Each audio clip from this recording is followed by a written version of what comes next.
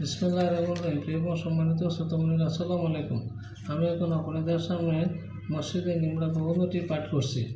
মসজিদে নিমরা হল সৌদি আরবের মক্কা প্রদেশের আরাফাতের ময়দানে অবস্থিত একটি ঐতিহাসিক এবং গুরুত্বপূর্ণ মসজিদ। এই মসজিদ হইতেই হজের খুতবা দেওয়া হয়। আরাফাতের দিন জোহর ও আসরের নামাজ একসাথে আদায় করিতে হয়। মহান রসূল আরাফাতের ময়দানে তাহার বিদায় হজের খুতবা দেওয়ার পূর্বে এই স্থানে অবস্থান করেছিলেন বলে মনে করা হয়। হজ করিতে আসা হাজিদের জন্য ইহা একটি গুরুত্বপূর্ণ স্থান। তাহারা এখানে দোয়া করার একটি বিশেষ গুরুত্ব অনুভব করেন।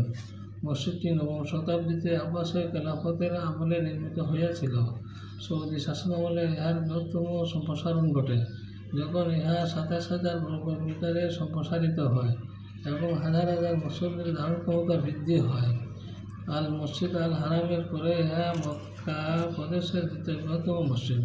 মসজিদটির নামকরণ করা হয়েছিল নিমরা পাহাড়ের নামানুসারে।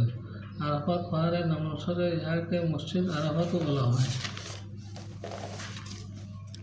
মসজিদটি একটি আয়তাকার জমির উপর অবস্থিত, যার দৈর্ঘ্য পূর্ব হইতে পশ্চিমে ৩৪০ মিটার এবং প্রস্থ উত্তর হইতে দক্ষিণে ২৪০ মিটার।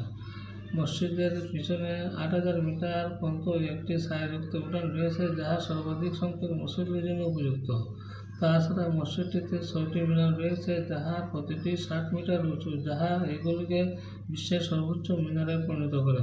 ইহাতে ৩টি গম্বুজ, ১০টি প্রধান প্রবেশপথ এবং ৬৪টি দরজা রয়েছে। প্রিয় এবং সম্মানিত শ্রোতামণ্ডলী, পরিশেষে আমি আপনাদেরকে আবারও সালাম জানিয়ে আমি আমার প্রবন্ধ পাঠ এখানে শেষ করছি। আসসালামু আলাইকুম ওয়া রাহমাতুল্লাহি ওয়া বারাকাতুহু।